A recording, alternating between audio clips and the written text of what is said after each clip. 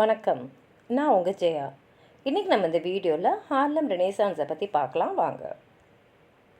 ஹார்லம்ன்றது New York பக்கத்தில், அதாவது அமெரிக்காவில் இருக்கிற நியூயார்க் பக்கத்தில் இருக்கக்கூடிய ஒரு இடம் தான் ஹார்லன். இங்கே முதலாம் உலகப் போர் முடிஞ்சிட்ட அப்புறம் அப்போத்துலேருந்து 1930 வரைக்கும் பார்த்திங்கன்னா அந்த இடத்துல ஒரு கல்ச்சுரல் சோஷியல் ஆர்டிஸ்டிக் எக்ஸ்ப்ளோஷனே பெரு வெடிப்பு மாதிரி அந்த அளவுக்கு ஒரு எக்ஸ்ப்ளோஷன் மாதிரி ஒரு முன்னேற்றம் அங்கே நடந்தது. அதை தான் நம்ம ஹார்லன்ஸ் ரெனேசான்னு சொல்கிறோம்.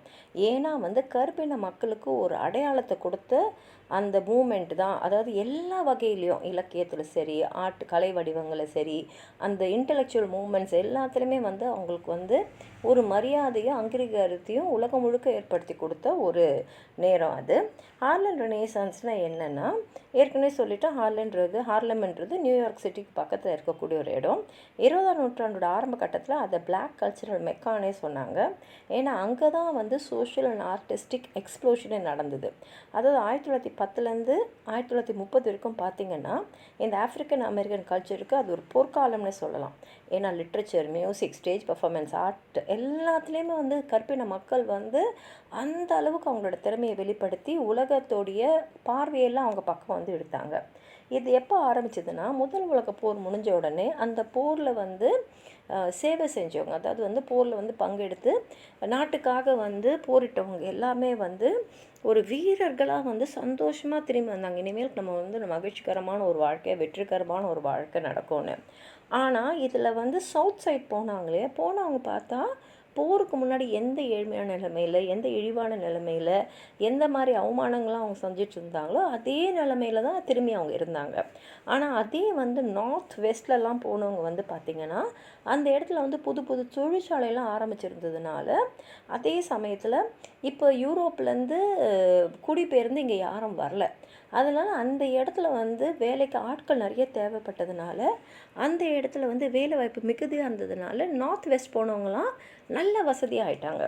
அதனால் இங்கே சவுத்தில் இருந்தவங்க என்ன பண்ணாங்கன்னா, சரி ஒரு பொருளாதார தேவைக்காகவும், இன்னும் நல்ல ஒரு வாழ்வாதாரத்துக்காகவும், பசங்களுக்கு நல்ல கல்வி கொடுக்கறதுக்கும் சவுத்தில் இருக்கிறவங்கெல்லாம் இண்டஸ்ட்ரியல் சென்டர்ஸான பிட்ஸ்பர்க், டெட்ராய்ட்டு, அப்புறம் சிட்டிஸான சிக்கோகா, நியூயார்க்லாம் நோக்கி போக ஆரம்பித்தாங்க.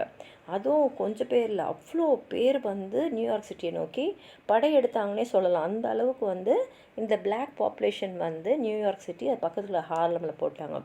ஹார்லமுடைய பவுண்ட்ரியே எக்ஸ்பேண்ட் ஆகிடுச்சு 1910ன்னு சொல்லலாம். ஏன்னா அங்கே African American real estate agents, church குரூப்ஸ்லாம் நிறைய நிலத்தை வாங்கியிருந்ததுனால இந்த புதுசாக குடிபெயர கருப்பின மக்களுக்கு இடம் கிடைக்கிறது இலகுவாக இருந்தது. ஆனால் அங்கே வாடகையை கொஞ்சம் அதிகமாக தான் வச்சுருந்தாங்க.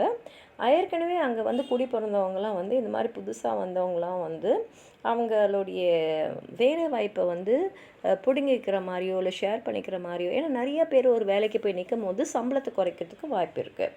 ஆனால் என்ன நடந்ததுன்னா, இவங்களுக்கு கல்ச்சுரல் க்ரோத்துக்கும் ஒரு டைவர்சிட்டிக்கும் அது நிறைய வாய்ப்பை கொடுத்தது. அதுலேயும் பார்த்திங்கன்னா ஹார்லமில் வந்தவங்களுக்குலாம் அங்கே அது ஒரு ஹோம் டு ஆர்டிஸ்ட் அப்படி ஹார்லம் மாறிச்சுன்னு பார்த்திங்கன்னா, ஏற்கனவே ஹார்லமில் நிறைய அரசியல் சம்மந்தப்பட்ட ஆக்டிவிட்டீஸு, நிறைய புரட்சி பயணங்கள், ப்ரொட்டஸ்ட்லாம் நடக்கிற ஒரு இடமா இருந்தது. நிறையா பேர் இங்கே வர்றதை பார்த்து எழுத்தாளர்கள்லாம் அங்கே அவங்களோட கதைகளெல்லாம் கேட்டு அதை நாவலாக, ஷார்ட் ஸ்டோரிஸ்லாம் எழுதிட்டு இருந்தாங்க. ஆனால் இந்த எழுத்தாளர்கள் மட்டும் இந்த ரெனேசான்ஸ் கம்யூனிட்டி உருவாக்கல. 2 முக்கியமானவங்க, அவங்க யாருன்னா ஏலியன் லாக், ஒரு ஃபிலாசபர், ரைட்டர் அண்ட் எஜுகேட்டர். அடுத்தது சார்ல்ஸ் ஜான்சன், இவர் director of research for the urban league. இவங்க 2 பேரும் தான் அந்த இடத்தையே ஒரு இலக்கிய தேவலோகமாக மாற்றினாங்கன்னு சொல்லலாம். ஏன்னா யாரெல்லாம் சிறந்த படைப்புகளை கொடுத்தாங்களோ அவங்களுக்கு ஏற்ற சன்மானத்தை கொடுத்து அவங்களெல்லாம் ஊக்குவிச்சாங்க. அதே சமயத்தில் அதுக்கு முன்னாடி இருந்தவங்களுடைய இப்படி தான் இவங்கெல்லாம் அப்படின்றத மாற்றி இந்த ஆஃப்ரிக்கன் அமெரிக்கன்ஸ் இலக்கியத்தில், ஆர்ட்டில், மியூசிக்கெல்லாம் எவ்வளோ திறமை வாய்ந்தவங்களாக இருக்காங்கன்றதை வெளி உலகத்துக்கு காட்ட ஆரம்பித்தாங்க. இந்த நேரத்தில் பார்த்திங்கன்னா ஒயிட் பப்ளிஷர்ஸும் பிளாக் ரைட்டர்ஸ்க்கெலாம் வாய்ப்பு கொடுக்க ஆரம்பித்தாங்க. அதனால் இந்த ஹார்லம்ன்ற இடம் இந்த ஆர்டிஸ்டிக் எக்ஸ்பெரிமெண்டேஷனுக்கான ஒரு இடமா இருந்தது. கிரேட் மைக்ரேஷன்னா என்னென்னா, ஹார்லமுக்கு பக்கத்தில் இருந்த இடம் தான் நார்த்தன் மேன்ஹேட்டன். இங்கே பார்த்திங்கன்னா 1880 வரைக்கும் அப்பர் கிளாஸ், அதாவது மேல் தட்டு இந்த வெள்ளையர்கள் மட்டுமே தான் வாழ்ந்திருந்தாங்க. ஆனால் இப்போ எல்லாருமே வந்து ஹார்லம் நியூயார்க்குன்னு போக ஆரம்பிச்சிட்டதுனால அவங்களோட இடம்லாம் காலி ஆகிட்டு இந்த லேண்ட்லார்ட்ஸ்லாம் யாராவது வந்து அந்த இடத்துல தங்க மாட்டாங்களா, அவங்க பில்டிங்ஸில் தங்க மாட்டாங்களான்னு பார்க்க ஆரம்பிச்சிட்டாங்க. அதே மாதிரி 1900 பார்த்திங்கன்னா அதுக்கு பக்கத்தில் ஹார்லமுக்கு பக்கத்துலேயே இருந்து இன்னொரு நெய்பர்ஹுட்டான பிளாக் மொஹிபியாவில் அவங்க அங்கே இருந்தவங்க எல்லாம் வந்து ஹார்லமுக்கு போக ஆரம்பித்தாங்க. அவங்கள தொடர்ந்து மற்ற பிளாக் ஃபேமிலிஸ்லாம் போக ஆரம்பிச்சதை பார்த்து சில ஒயிட் ரெசிடென்ட்ஸ்லாம் வந்து இந்த ஆஃப்ரிக்கன் அமெரிக்கன்ஸை அவங்க ஏரியாவில் வராமல் தடுக்க பார்த்தாங்க. ஆனால் முடியாத போது இவங்களே அந்த இடத்த விட்டு போக வேண்டிய சூழ்நிலைக்கு ஆயிடுச்சு. ஏன்னா அவங்களால வந்து ஏற்றுக்க முடியல கருப்பினர்கள் இருக்கிற இடத்துல நம்ம இருக்கணும்னு. அதே சமயத்தில் இந்த முக்கியமான இவ்வளோ மக்கள் தொகை ஒரே இடத்துக்கு வந்த காரணம் வந்து நிறைய விஷயங்கள் இருந்தது. 1910லேருந்து 1920 பார்த்திங்கன்னா இந்த ஆஃப்ரிக்கன் அமெரிக்கன்ஸ் நிறைய பேர் சவுத்துலேருந்து நார்த்துக்கு வந்தாங்க. அதில் முக்கியமான நபர்னு பார்த்திங்கன்னா டபிள்யூஇபி டியூபியாஸ். இவங்க எல்லாம் சேர்ந்து தான் இவ்வளோ பேர் வரதுக்கு காரணமாக இருந்ததுனால, லட்சக்கணக்கான பேர் வந்ததுனால இதை கிரேட் மைக்ரேஷன்றாங்க. 1915லேருந்து 1916 பார்த்திங்கன்னா இயற்கை சீற்றங்களால் சவுத்தில் இருந்த பிளாக் ஒர்க்கர்ஸ் ஷேர் கார்பரேட்ஸ்க்கெலாம் வேலை இல்லாமல் போயிடுச்சு.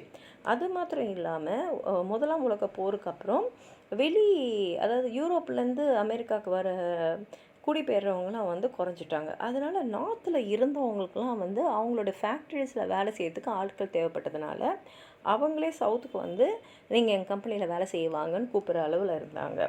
1920க்குள்ளே பார்த்திங்கன்னா கிட்டத்தட்ட 3 லட்சம் ஆஃப்ரிக்கன் அமெரிக்கன்ஸ் வந்து சவுத்லேருந்து நார்த் போயிருந்தாங்க. அதனால் ஹார்லம் வந்து இந்த மாதிரி வரக்கூடியவங்களுக்கெல்லாம் வந்து அடைக்கலம் கொடுக்கக்கூடிய ஒரு இடமா அதுதான் இருந்தது. பிளாக் ப்ரைட் மூமெண்ட்னால் என்னென்னா, இப்போ டியூபியோஸ் மாதிரி லீடர்ஸ் எல்லாம் வந்து இந்த மாதிரி வந்தாங்களே பிளாக் அமெரிக்கன்ஸ், அவங்களுக்கு வந்து அவங்க தகுதிக்கேற்ற ஒரு ரெக்கக்னிஷன் கிரெடிட் வந்து கல்ச்சுரல் ஏரியாஸில் கிடைக்கிறதுக்காக அவங்க செஞ்சது தான் பிளாக் ப்ரைட் மூமெண்ட். அதாவது இந்த கருப்பினவர்களுக்கு பெருமையை சேர்க்கக்கூடிய ஒரு மூமெண்ட்டுன்னு. இதில் முக்கியமாக முதல்ல வந்தது என்னென்னா பொயட்ரி. அதாவது கிளாட் மெக்கேயோட கலெக்ஷனான ஹார்லம் ஷேடோஸும் ஜீன் டூமரோட கேனோ. அடுத்தது சிவில் ரைட்ஸ் ஆக்டிவிஸ்டான ஜேம்ஸ் வெல்டன் ஜான்சனோடைய the autobiography of an ex coloured man. அதை தொடர்ந்து காட்ஸ் ட்ரோம்போன்ஸு. இதெல்லாம் வந்து இலக்கிய உலகத்தில் அவங்க கால் பதிச்சு ஒரு பெரிய அளவுக்கு எடுத்துன்னு போன ஒரு தருணம் அது. அப்புறம் நாவலிஸ்ட் அண்ட் டியூபியாஸ் ப்ராட்டஜியான ஜெஸ்ஸி ரெட்வர்ட் ஃபாசெட், இவருடைய 1924 வந்த நாவலான தேர் இஸ் கன்ஃபியூஷன் வந்து இந்த பிளாக் அமெரிக்கன்ஸ் எப்படி அவங்களுடைய கலாச்சார அடையாளத்தை இந்த ஒயிட் டாமினேட்டட் மேன்ஹேட்டனில் வந்து பதிக்கிறாங்கன்றது தான் இந்த கதை. ஃபாசெட் வந்து லிட்ரரி எடிட்டர், எதுக்குன்னா NAACP மேகசீனுக்கு த கிரைசிஸ். அது மாத்திரம் இல்லாமல் டியூபியாஸோடு சேர்ந்து குழந்தைங்களுக்காக ஒரு மேகசீனையும் அவர் டெவலப் பண்ணார். சோஷலிஸ்டான சார்ல்ஸ் பர்ஜன் ஜான்சன், இவர் வந்து இந்த ஹார்லம் லிட்ரரி சீனை வந்து ஷேப் பண்ணார்னே சொல்லலாம். அதுக்காகவே அவர் ஒரு டிபேட் பார்ட்டி தேர் இஸ் கன்ஃபியூஷனை ஆர்கனைஸ் பண்ணி நிறைய ஆப்பர்ச்சுனிட்டிக்கு நிறைய ரிசோர்ஸை வந்து க்ரியேட் பண்ணார். த நேஷ்னல் அர்பன் லீக் மேகசீனை ஆரம்பித்து எடிட்டும் பண்ணிவிட்டு அது மூலமாக பெரிய எழுத்தாளர்கள்லாம் வெளியில் வந்தாங்க. லாங்ஸ்டன் ஹியூக்ஸ் மாதிரி ஆளுங்களாம். லாங்ஸ்டன் ஹியூக்ஸ் தனியாக அங்கே வரல, அவரோடு சேர்ந்து நிறைய கருப்பின எழுத்தாளர்களும் எடிட்டர்ஸும். அது மாத்திரம் இல்லாமல் ஒயிட் நியூயார்க் பப்ளிஷிங் ஃபிகர்ஸ் கூட வந்தாங்க. கூடிய சீக்கிரமே நிறைய எழுத்தாளர்கள் அவங்க படைப்புகள் பெரிய பெரிய மேகசீனாக ஹார்பர்ஸ் மாதிரி மேகசீன்லலாம் வெளிவரதை பார்க்க முடிஞ்சுது. மியூசிக் அண்ட் ஹார்லம்னு பார்க்கும்போது முக்கியமாக ஹார்லமில் வெளிவந்த மியூசிக் 1920 பார்த்தா ஜாஸ் வந்து ஹார்லமில் வந்து அந்த இல்லீகல் லிக்கர்லாம் கொடுத்து ஆரம்பித்தது தான். கூடிய சீக்கிரத்தில் ஹார்லம் ரெசிடென்ட்ஸ் மாத்திரம் இல்லாமல் வெளியில் இருக்கக்கூடிய ஒயிட் ஆடியன்ஸும் இருக்கக்கூடிய இசையாக அது இருந்தது. அந்த இசையில் முக்கியமாக பெர்ஃபார்ம் பண்ணவங்கள யாருன்னு பார்த்தீங்கன்னா Louis Armstrong, Duke Ellington, Bessie Smith, Fats Waller, Cab Calloway, இவங்கெல்லாம் முக்கியமான ஆளுங்கள். இவங்க பெரிய பெரிய சந்தர்ப்பங்கள்லாம் கடகடகடன் குவிய ஆரம்பிச்சிடுச்சு. ஆக்டிங்குன்னு பார்த்தா ஆரம்ப காலத்தில் பார்த்திங்கன்னா கருப்பு நடிகர்களுக்கெலாம் வந்து அவ்வளோவாலாம் வந்து ஸ்டேஜில் வந்து வாய்ப்பே கிடைக்காது. பாரம்பரியமாக பார்த்திங்கன்னா இவங்கெல்லாம் எப்போ வருவாங்கன்னா அது ஒரு மினிஸ்ட்ரல் ஷோ மியூசிக்கலாக இருந்தால், இல்லைனா ஒரு சீரியஸ் ட்ராமாவில் ஒரு நான் ஸ்டீரியோடிபிக்கல் ரோல்ஸ் தான் அவங்களுக்கு வரும். ஆனால் இப்போது வந்து திறமை வாய்ந்த நடிகர்கள், அதாவது பால் ரோப்சன் மாதிரி அவர் வந்து ஒரு நடிகர், சிங்கர், ரைட்டர், ஆக்டிவிஸ்ட், அவருக்கெல்லாம் பெரிய பெரிய கதாபாத்திரங்கள்லாம் வர ஆரம்பிச்சிது. இவர் வந்து ஹார்லம்க்கு 1919 அப்போ அவர் வந்து கொலம்பியா யூனிவர்சிட்டியில் சட்டம் படிச்சுட்டு இருந்தார். அது மாத்திரம் இல்லாமல் இங்கே வந்து நிறைய பேர்கிட்ட வந்து சோஷியல் ப்ரெசன்ஸ் பண்ணுறது மாத்திரம் இல்லாமல் அவர் நிறைய பேருக்கு ஒரு இன்ஸ்பிரேஷனாக இருந்தார். அதே மாதிரி எளிகுவாக அணுகக்கூடிய ஒரு நபராகவும் இருந்தார். ரோப்சன் என்ன நினச்சாருன்னா, ஆர்ட்ஸ் கல்ச்சர் இதுதான் வந்து இந்த பிளாக் அமெரிக்கன்ஸ், ஏன்னா அவங்க இருந்த இடம் வந்து ஒரு ஒயிட் டாமினேட்டட் கல்ச்சர், அங்கே அவங்க அடையாளத்தை காட்டுறதோடு முன்னேறத்துக்கும் இந்த ஆர்ட் அண்ட் கல்ச்சர் தான் வழிவகுக்கும்னு நினச்சாரு. அதே மாதிரி பிளாக் நேஷ்னலிஸ்ட்டும் leader of the Pan African மூவ்மெண்ட்னு சொல்லக்கூடிய மார்க்சிஸ் கேர்வே, இவர் வந்து ஜமைக்காவில் பிறந்து ஹார்லம் 1916 வந்தார். இவர் வந்து நீக்ரோ வேர்ல்டுன்ற ஒரு பெரிய முக்கியமான நியூஸ் பேப்பரை வந்து பப்ளிஷ் பண்ணிகிட்டு இருந்தார். இவரோட ஷிப்பிங் கம்பெனியான பிளாக் ஸ்டார் லைன் வந்து ட்ரேட் லிங்க்ஸை, அங்கேயே ஆஃப்ரிக்கன்ஸ் இருப்பாங்களே, America, Caribbean, South and Central America, Canada and Africa, அவங்களுக்குள்ள ஒரு ட்ரேடை வந்து எஸ்டாப்ளிஷ் பண்ணுறதுக்கு இவருடைய Star Line, Black Star Line shipping company உதவிகரமாக இருந்தது. கேர்வே வந்து முக்கியமான நபர் யூனிவர்சல் நீக்ரோ இம்ப்ரூவ்மெண்ட் அசோசியேஷன், அதாவது யுஎன்ஐஏ ஆரம்பிக்கிறதுல முக்கியமான நபர் அவர்.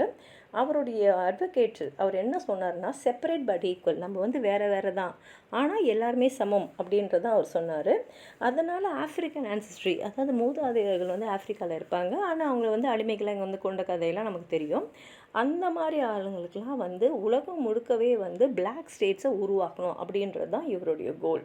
ஹார்லம் ரெனேசான்ஸ் எப்போ முடிவுக்கு வந்ததுன்னா, 1929 ஸ்டாக் மார்க்கெட் கிராஷ் நடந்தது. அதுக்கப்புறம் வந்து கிரேட் டிப்ரெஷன், அதாவது பொருளாதார வீழ்ச்சி நடந்தது. அப்போ 1935 பார்த்திங்கன்னா, இந்த ஹார்லம் ரெசிடென்ஸாக இருந்தவங்க நிறைய பேர் வந்து வேலைவாய்ப்பு தேடி போக ஆரம்பித்தாங்க. அவங்க போக போக இன்னும் சவுத்துலேருந்து நிறைய பேர் அங்கே வந்துகிட்டே இருந்தாங்க. அந்த சமயத்தில் தான் 1935 வந்து த ஹார்லம் ரேஸ் ரயாட்டுன்னு ஒன்று நடந்தது. அந்த இதில் ஒரு சின்ன வயசு இளைஞரை கடையிலேருந்து திருடிட்டாருன்னு கைது செஞ்சாங்க. அதனால் நடந்த கலவரத்தில் 3 பேர் இறந்தாங்க, நூற்றுக்கணக்கான பேர் வந்து காயமடைஞ்சாங்க. ப்ராப்பர்ட்டி டேமேஜ் ஆகிடுச்சின்னு பார்த்திங்கன்னா மில்லியன்ஸ் ஆஃப் டாலர்ஸில் கோடிக்கணக்கான மதிப்புள்ள சொத்துக்கள் வந்து சேதம் அடைஞ்சுது. அது இந்த கலவரம் தான் ஹார்லம் ரெனேசான்ஸை முடிவு கொண்டு வந்தது. என்ன தான் சொன்னாலும் ஹார்லம் ரெனேசான்ஸ் வந்து இந்த ஆஃப்ரிக்கன் அமெரிக்கன் ஆர்டிஸ்ட், ரைட்டர்ஸ், மியூசிஷியன்ஸ்க்கெலாம் ஒரு பொற்காலம். அவங்களுக்கு ஒரு கௌரவத்தையும், கருப்பின மக்களுடைய அனுபவங்கள் வந்து எப்படி அமெரிக்கன் கல்ச்சரில் பிரதிபலிச்சுது, அது மாத்திரம் இல்லாமல் சிவில் ரைட்ஸ் மூமெண்ட்டுக்கு அது ஒரு மேடையை அமைச்சு கொடுத்ததுன்றது தான் ஹார்லம் ரெனேசான்ஸில் நம்ம பார்க்கக்கூடியதாக இருக்குது. நீங்களும் அதான் சொல்லணும்னு நினச்சிங்கன்னா கீழே கமெண்ட் பாக்ஸில் எழுதுங்க. இந்த வீடியோவை லைக் பண்ணுங்கள், உங்கள் ஃப்ரெண்ட்ஸோடு ஷேர் பண்ணுங்கள். சப்ஸ்கிரைப் பண்ணாதவங்களாம் ப்ளீஸ் சப்ஸ்கிரைப் பண்ணி சப்போர்ட் பண்ணுங்கள். நன்றி.